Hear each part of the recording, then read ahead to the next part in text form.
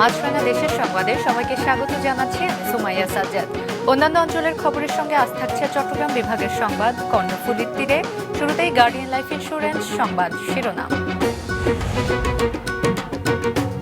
চালু হলো তিস্তা নদীর উপর নবনির্মিত মাওলানা ভাসানী সেতু। গাইবান্ধার সঙ্গে অনেক কমছে কুড়িগ্রাম ও ঢাকার দূরত্ব। চট্টগ্রাম বন্দর থেকে অফডকগামী কন্টেইনার ডিপোতে স্থানান্তর ও খালাসের নির্দেশ। রাজস্ব বোর্ডের সমস্যা দেখছেন ডিপো মালিকরা।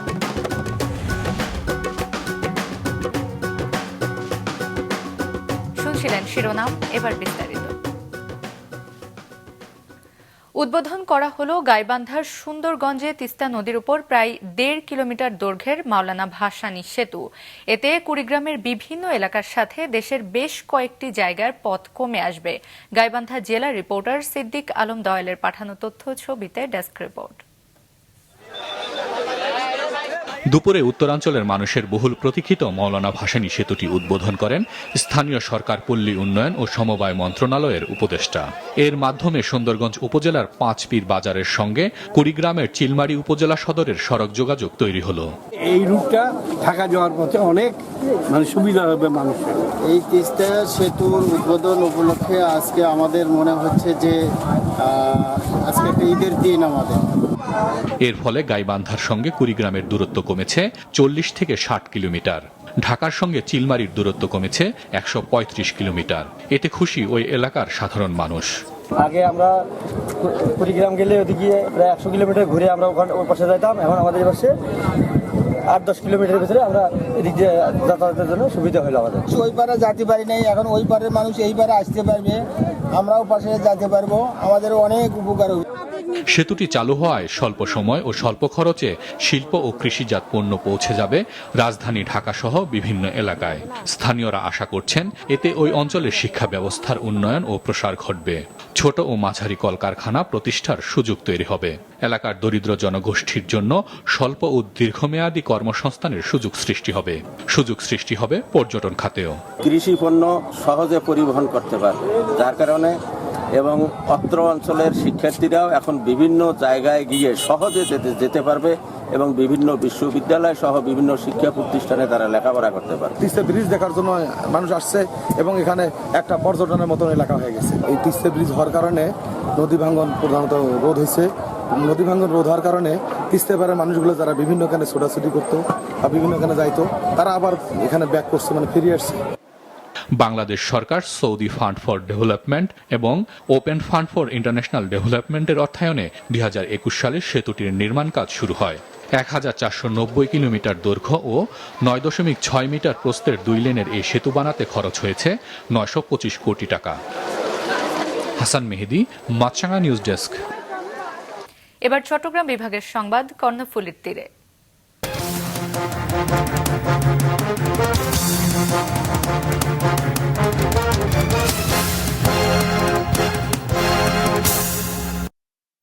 চট্টগ্রাম বন্দর থেকে ২ দিনের মধ্যে অফডকগামী কন্টেইনার ডিপোতে স্থানান্তর ও সেখান থেকে খালাসের নির্দেশ দিয়েছে জাতীয় রাজস্ব বোর্ড। চট্টগ্রাম থেকে বিস্তারিত মোহসেনাত শেহাবের রিপোর্টে, ক্যামেরায় ছিলেন সঞ্জীব দেবাবু।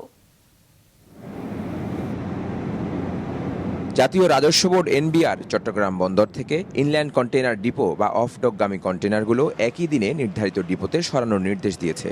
রবিবার এ নির্দেশনায় বলা হয়, কোনো চালানের সব কন্টেইনার প্রথম দিনে সরানো সম্ভব না হলে দ্বিতীয় দিনের মধ্যে অবশ্যই তা শেষ করতে হবে। শুল্ক হার কম এমন ৬৫টি পণ্য এই নির্দেশনার আওতাভুক্ত হবে। উন্নত বিশ্বের সাথে তাল মেলাতেই এমন সিদ্ধান্ত বলে জানিয়েছেন চট্টগ্রাম কাস্টমসের জয়েন্ট কমিশনার মোহাম্মদ মারুফুর রহমান। তবে এটি বাস্তবায়নযোগ্য কিনা এমন প্রশ্নে সব পক্ষের সঙ্গে আলোচনার কথা বলেন এই কর্মকর্তা। পৃথিবীর উন্নত যে বন্দরগুলি রয়েছে সেখানে বন্দরের মধ্যে কোনো পণ্য চালান স্টাফিং আনস্টাফিং বা কায়িক পরীক্ষা সংঘটিত হয় না। এটি আসলে সেই প্রেক্ষিতেই চট্টগ্রাম বন্দর এই আন্তর্জাতিক উত্তম চরের অংশ হিসেবেই প্রথমে আসলে এই প্রস্তাবটি নিয়ে আসে যে না, চট্টগ্রাম বন্দর থেকে না সকল এফসিএল পণ্য অফডকের মাধ্যমে খালাস হবে। আমাদের তো সক্ষমতার বিষয়টি সরেজমিনে গিয়ে যাচাই করতে হবে, তারপরে আমরা এই বিষয়টি আসলে বলতে পারব। এই নিয়ে আসলে মূলত আমাদের বিগডার সঙ্গে এবং স্টেক হোল্ডারদের সঙ্গে মূলত আমাদের আলোচনাটি বসতে হবে।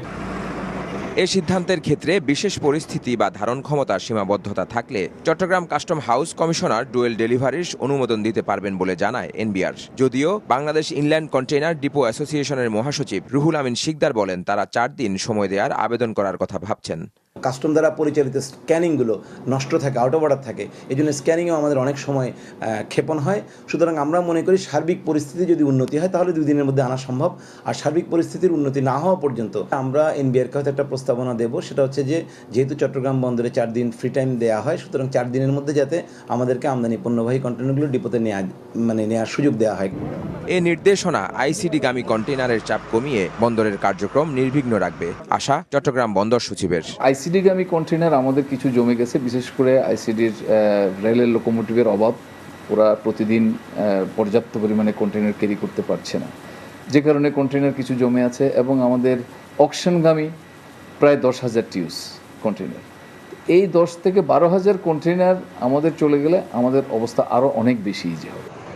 বর্তমানে চট্টগ্রামে 19টি আইসিডি চালু রয়েছে যারা বেসরকারি আমদানি, রপ্তানি ও খালি কন্টেইনার হ্যান্ডেল করছে। নতুন সিদ্ধান্ত বাস্তবায়ন হলে তা চাপ বাড়াবে এসব আইসিডিতেও। মোহসেনাত শিহাব, মাছরাঙা সংবাদ, চট্টগ্রাম। কক্সবাজারের উখিয়ায় রোহিঙ্গা ক্যাম্পের চাকরিচ্যুত শিক্ষকদের সড়ক অবরোধের সময় পুলিশ লাঠিচার্জ করেছে। এ ঘটনায় আহত হয়েছে বেশ কয়েকজন শিক্ষক। পুলিশ এ সময় শিক্ষক ছাত্র প্রতিনিধি সহ অন্তত 20 জনকে আটক করেছে। সকাল 8টার দিকে কর্মসূচির অংশ হিসেবে উপজেলা সদরের ফলিয়া পাড়ায় সড়কে বিক্ষোভ করতে থাকলে যানজট তৈরি হয়। এ সময় পুলিশ লাঠিচার্জ করে, এতে নারীসহ 3 শিক্ষক গুরুতর আহত হয়। ঘটনাস্থল থেকে আন্দোলনের মুখপাত্র সাইদুল ইসলাম শামীম সহ অন্তত 7 জনকে আটক করে পুলিশ। এদিকে আহতদের উখিয়া স্বাস্থ্য কমপ্লেক্সে দেখতে যাওয়া আন্দোলনকারীদের ছত্রভঙ্গ করে দেয় পুলিশ। এ সময় 13 জনকে আটক করা হয়। এ খবর ছড়িয়ে পড়লে উখিয়া থানা ফটকের সামনে বিক্ষোভ করে কয়েকশো আন্দোলনকারী। চাকরিচ্যুত শিক্ষকদের দাবি, প্রশাসন সমাধানের আশ্বাস দিলেও কোনো কার্যকর পদক্ষেপ নেয়নি। বান্দরবানের রুমায় এক শিশুকে ধর্ষণের ঘটনায় 3 জনকে আটক করা হয়েছে। পুলিশ ও স্থানীয় সূত্রে জানা যায়, 5ম শ্রেণীর এক ছাত্রীকে ভয় দেখিয়ে 5 সহপাঠী মিলে প্রায় 1 মাস ধরে ধর্ষণ করে। অসুস্থ হয়ে পড়লে পরিবারকে বিষয়টি জানায় নির্যাতিতা ওই শিশু। গতকাল সামাজিক বিচারে স্থানীয় হেডম্যান অভিযুক্তদের 50,000 টাকা জরিমানা করে। বিষয়টি রাতে সামাজিক যোগাযোগ মাধ্যমে ছড়িয়ে পড়লে ধর্ষণকারী 3 জনকে আটক করে পুলিশ। তাদের বিরুদ্ধে আইনি ব্যবস্থা নেওয়া হচ্ছে। বান্দরবানে শুরু হয়েছে সেনা রিজিয়ন কাপ ফুটবল প্রতিযোগিতা। এবারের প্রতিযোগিতায় বান্দরবান জেলার সদর উপজেলা হতে 10টি দল অংশ নিচ্ছে। গতকাল বিকেলে প্রতিযোগিতার উদ্বোধন করেন বান্দরবান জেলার সদর জোনের commander lieutenant colonel ASM Mahmudul Hasan. অনুষ্ঠানে উপস্থিত ছিলেন উপজেলা নির্বাহী অফিসার, সেনাবাহিনী ও পুলিশের ঊর্ধ্বতন কর্মকর্তারা। উদ্বোধনী ম্যাচে সাঙ্গু বয়েজ ক্লাবকে 1-0 গোলে হারিয়েছে পুরাতন চড়ুইপাড়া একাদশ। পাহাড়ি জনপদের সামাজিক বন্ধন, সম্প্রীতি ও ঐক্যের দৃষ্টান্ত হিসেবে এই আসর গুরুত্বপূর্ণ ভূমিকা রাখবে বলে বিশ্বাস করছেন আয়োজকরা।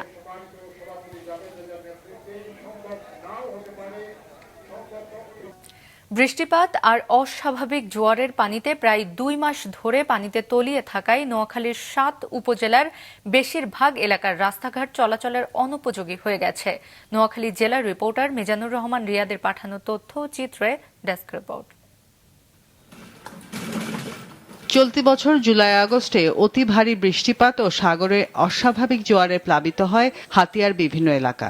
এতে 5 ইউনিয়নের বেশিরভাগ এলাকায় স্থায়ী জলাবদ্ধতা তৈরি হয়। দীর্ঘদিন জলাবদ্ধতার কারণে উপজেলার 5 ইউনিয়নের বেশিরভাগ সড়ক নষ্ট হয়ে তৈরি হয় খানাখন্দ। এতে পুরোপুরি ভেঙে পড়েছে যাতায়াত ব্যবস্থা। ওইখানে পানি উঠে গেছে, রোডের মধ্যে এখনো পানি আছে জলাবদ্ধভাবে।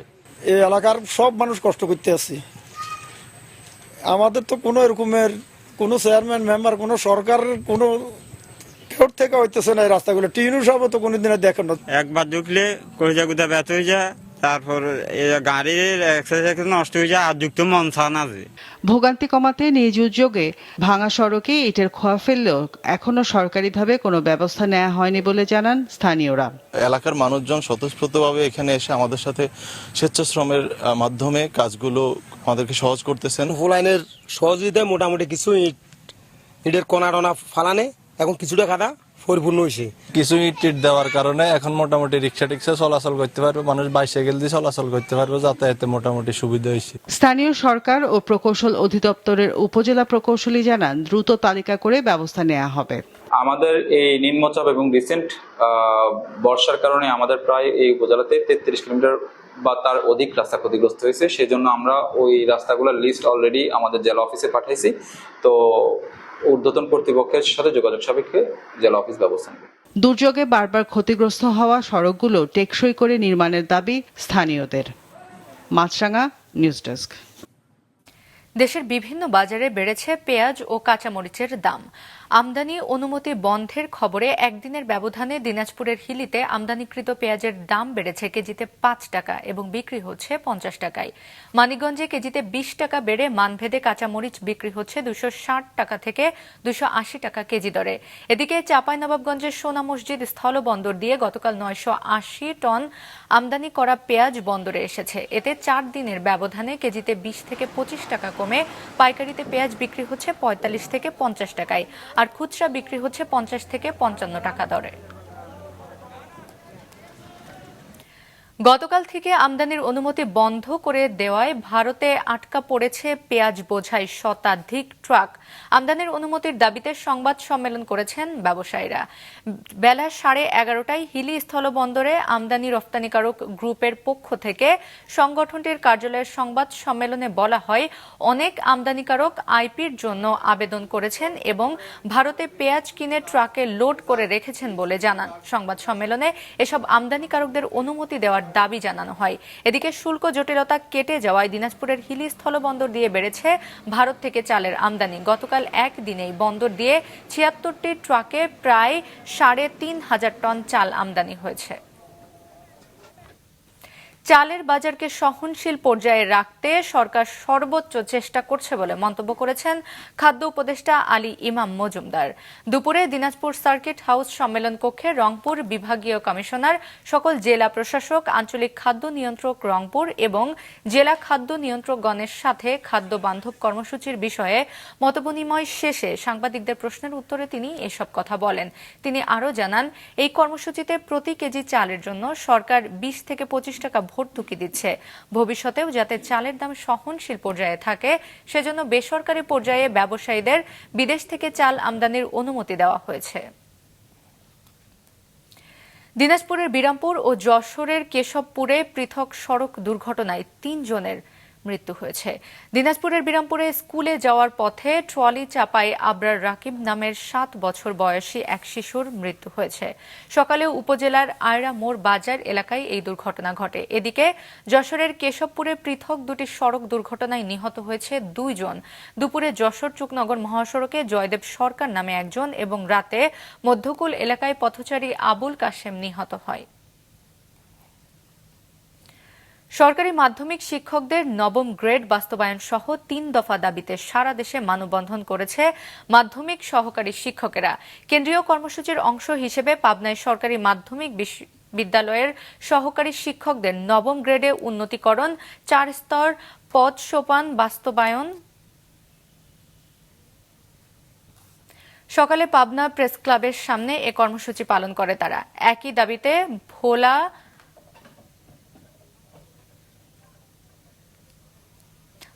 প্রেস ক্লাবের সামনে মানববন্ধন করেছেন শিক্ষকেরা। এ সময় তারা অভিযোগ করেন, বৈষম্যের কারণে বহু শিক্ষক পদোন্নতি ছাড়াই অবসরে যান। একই যোগ্যতা থাকার পরও শিক্ষকদের মূল্যায়ন করা হয় না। 1977 সাল থেকে সহকারী শিক্ষকরা 10ম গ্রেডে যোগদান করেছেন এবং ওই পদ থেকেই অবসরে যেতে হচ্ছে।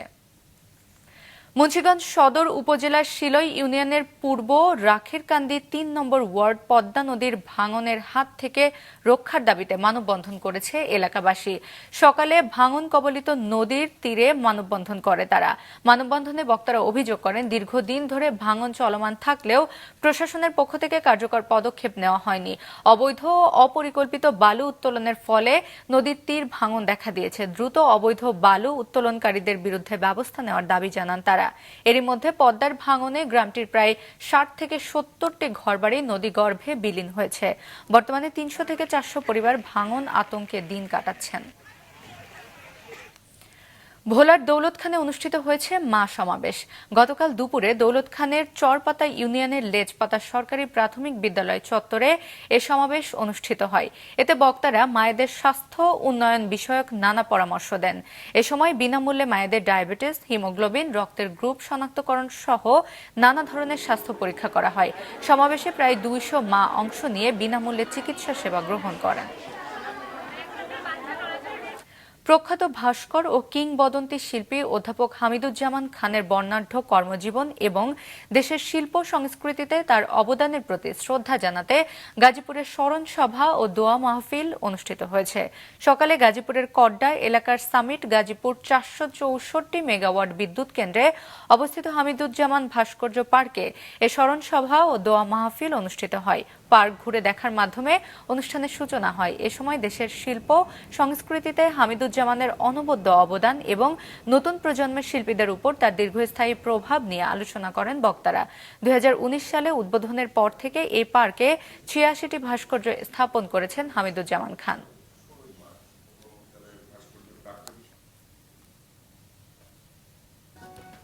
খরচ কম হওয়ায় পান চাষে আগ্রহ বাড়ছে শেরপুরের কৃষকদের।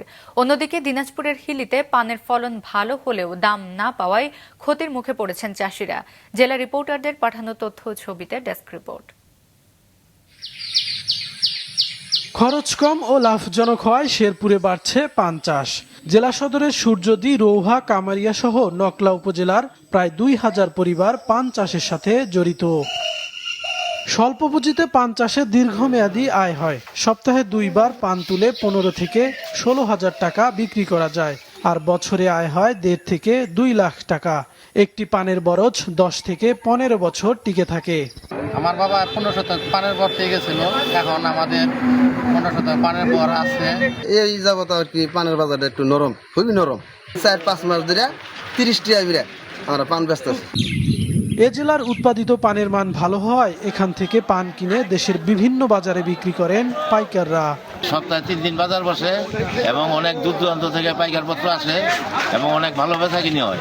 লক্ষ লক্ষ টাকার পান বেচা কিনা হয় এবং কি এই এলাকায় পানের চাষ, অতিরিক্ত পানের চাষ হয়। পান চাষকে অধিক লাভজনক করতে কৃষকদের নিয়মিত পরামর্শ দেওয়ার কথা জানিয়েছে কৃষি বিভাগ। আমরা কৃষি বিভাগের পক্ষ থেকে কৃষকদেরকে পান চাষে কারিগরি সহায়তার পাশাপাশি পান চাষের জন্য প্রণোদনা দেয়। সেই জন্য আমরা আমাদের কার্যালয় থেকে পান চাষিদেরকে প্রণোদনা আওতায় আনার জন্য প্রস্তাবনা প্রেরণ করব। এবছর শেরপুর সদর ও নকলা উপজেলায় ৩৩ হেক্টর জমিতে পান চাষ হয়েছে। এদিকে দিনাজপুরের হাকিমপুরে পানের ফলন ভালো হলেও দাম না পাওয়ায় ক্ষতির মুখে পড়েছেন চাষিরা। অন্যদিকে দাম পাওয়ার বিষয়ে কৃষি বিপণন অধিদপ্তর ভালো ভূমিকা রাখবে দাবি কৃষি বিভাগের। ১ পোয়া পান ভাঙ্গে নিতে লেবার দিতে হয় ২০০ টাকা আর বিক্রি করতেছি ১৫০ টাকা। এটা চিকন পান, আর মোটা পান বিক্রি করছি ১২০০ টাকা। তো আমরা কেউ চিকন পান গাড়ি থুয়ে আসতে হয় হাটে। বর্তমান যে বাজার মূল্য, পান বিক্রি করে আমাদের যে লেবার খাটায় সেই লেবারকে আমরা দিনমজুরি যেটা সেটা আমরা দিতেই পারি না। যদি পানের দামটা একটু বৃদ্ধি হতো, পানটা মনে করেন যে বাইরে যদি সরকার নিয়ে যেত, যদি রপ্তানি করতো, তাহলে হয়তো আমরা দাম কিছুটা পেতাম। পান খেতে যদি সরকার আমাদেরকে একটু ভর্তুকি দিত তাহলে আমরা উপকৃত হতাম। পান চাষ বাড়াতে কৃষকদের প্রশিক্ষণ সহ সব ধরনের সহযোগিতার কথা জানিয়েছে উপজেলা কৃষি কর্মকর্তা। একটা পানের বরজ আসলে ৫ থেকে ৭ বছর পর ওইটা আবার রিঅ্যারেঞ্জ করা দরকার বা ওইখান থেকে শিফট করা দরকার, যেটা আসলে আমাদের কৃষক ভাইরা করে না। তো আমরা সেই পরামর্শগুলো আসলে কৃষক ভাইদেরকে দিচ্ছি।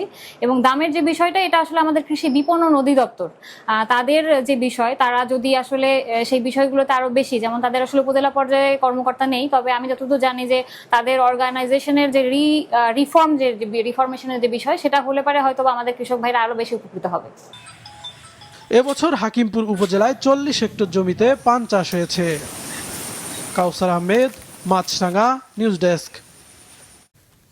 সারা দেশে গেল 24 ঘন্টায় ডেঙ্গু আক্রান্ত 356 জন হাসপাতালে ভর্তি হয়েছে। তবে এই সময়ে কোনো মৃত্যুর ঘটনা ঘটেনি। সংক্রমণ প্রতিরোধে বাড়ির আশেপাশে পরিষ্কার রাখার পরামর্শ দিয়েছেন চিকিৎসকরা। গেল 24 ঘন্টায় নতুন করে আরো 9 জন ডেঙ্গু রোগী ভর্তি হয়েছে চাঁপাইনবাবগঞ্জ জেলা হাসপাতালে। এদের মধ্যে 4 জন পুরুষ, 4 জন নারী ও 1 জন শিশু। মানিকগঞ্জে নতুন করে 10 জন ডেঙ্গু রোগী শনাক্ত করা হয়েছে। এ নিয়ে জেলায় 478 জন ডেঙ্গু রোগী শনাক্ত হলো। যশোরে গেল 24 ঘন্টায় নতুন করে ডেঙ্গু আক্রান্ত হয়েছেন 11 জন। পটুয়াখালীতে আরও 11 জন রোগী ডেঙ্গু আক্রান্ত হয়ে জেলার বিভিন্ন সরকারি হাসপাতালে ভর্তি হয়েছেন। সুস্থ হয়ে বাড়ি ফিরেছেন 16 জন। এছাড়াও নোয়াখালীতে আরও 4 জন ডেঙ্গু আক্রান্ত হয়েছেন। বঙ্গোপসাগরে অবস্থানরত নিম্নচাপটি সুস্পষ্ট লঘুচাপে পরিণত হয়েছে। সব সমুদ্র বন্দরকে 3 নম্বর স্থানীয় সতর্ক সংকেত দেখিয়ে যেতে বলা হয়েছে। লঘুচাপের প্রভাবে উপকূলীয় জেলা সহ দেশের বিভিন্ন স্থানে বৃষ্টি হচ্ছে। গত 4 দিন ধরে ভোলার ইলিশা লক্ষ্মীপুর, দৌলত খান আলেকজান্ডার, মনপুরা ঢাকা সহ 10টি নৌ রুটে যাত্রীবাহী লঞ্চ ও সি ট্রাক চলাচল বন্ধ রয়েছে। পটুয়াখালীর কলাপাড়ায় গতকাল সকাল 9টা থেকে আজ সকাল 9টা পর্যন্ত 65.2 মিলিমিটার বৃষ্টি হয়েছে। বাগেরহাটে আগামী 2 দিন ভারী বৃষ্টির সাথে ঝোড়ো হওয়ার পূর্বাভাস দিয়েছে আবহাওয়া অফিস। এদিকে যশোর ও নোয়াখালীতে জলাবদ্ধতার কিছুটা উন্নতি হয়েছে। যশোরের বেনাপোল কাস্টমস হাউসে বুধবার থেকে এনজিও কর্মীর নাম নিয়ে বহিরাগতদের বন্ধ করে দেওয়া হলেও হাউসের বাইরে তাদের তৎপরতা বন্ধ হয়নি। 9 আগস্ট কাস্টমস কমিশনার এ ব্যাপারে নিষেধাজ্ঞা জারি করার পর থেকে বাইরের কেউ হাউসের ভেতরে প্রবেশ করতে পারেনি। তবে নিষেধাজ্ঞার 10 দিন পেরিয়ে গেলেও এসব বহিরাগতদের হাউসের বাইরে বিভিন্ন কাজ করে দেওয়ার নামে দর কষাকষি করতে দেখা গেছে বলে অভিযোগ করেছেন অনেকে। বন্দর এলাকায় তাদের সকল ধরনের তৎপরতা বন্ধে সংশ্লিষ্ট দ্রুত পদক্ষেপ নেওয়ার দাবি জানান C&F এজেন্ট সহ হাউসে কাজ করে আসা সেবা গ্রহীতারা। যশোর থেকে ভারতে পাচারকালে 5টি স্বর্ণের বার সহ এক পাচারকারীকে আটক করেছে বিজিবি। ভোরের সদর উপজেলার রাজারহাট বাসস্ট্যান্ড থেকে 663 গ্রাম ওজনের স্বর্ণ বার সহ পাচারকারীকে আটক করা হয়। এ সময় চোরাই কাজে ব্যবহৃত 2টি মোবাইল ফোনও জব্দ করা হয়। বিজিবি জানিয়েছে, অভিযানে আফসার নামের একজনের পকেট থেকে 5টি স্বর্ণের বার জব্দ করা হয়, যার আনুমানিক বাজার মূল্য 97,54,000 টাকা। স্বর্ণ ট্রেজারিতে এবং আটককৃতদের কোতোয়ালি মডেল থানায় হস্তান্তর করেছে বিজিবি। এদিকে গোপালগঞ্জে অভিযান চালিয়ে প্রায় 21 কেজি গাঁজা সহ 2 ব্যবসায়ীকে গ্রেফতার করেছে র্যাব। মাছরাঙা দেশের সংবাদ শেষ করার আগে গার্ডিয়ান লাইফ ইন্স্যুরেন্স সংবাদ শিরোনামগুলো আরো একবার। চালু হলো তিস্তা নদীর উপর নবনির্মিত মাওলানা ভাসানী সেতু। গাইবান্ধার সঙ্গে অনেক কমছে কুড়িগ্রাম ও ঢাকার দূরত্ব। চট্টগ্রাম বন্দর থেকে অফডকগামী কন্টেইনার ডিপোতে স্থানান্তর ও খালাসের নির্দেশ রাজস্ব বোর্ডের। সমস্যা দেখছেন ডিপো মালিকরা। খরচ কম হওয়ায় পান চাষে আগ্রহ বাড়ছে শেরপুরের কৃষকদের। অন্যদিকে দিনাজপুরের কিলিতে পানের ফলন ভালো হলেও দাম না পাওয়ায় ক্ষতির মুখে চাষিরা। এই ছিল এখনকার মতো। ফেসবুকে আপডেট পেতে ভিজিট করুন মাছরাঙা টেলিভিশনের পেজে। ইউটিউব চ্যানেলেও দেখতে পারেন আমাদের সংবাদ, প্রতিবেদন এবং অনুষ্ঠান। আমাদের পরবর্তী সংবাদ সন্ধ্যা 7টায় দেখার আমন্ত্রণ রইল।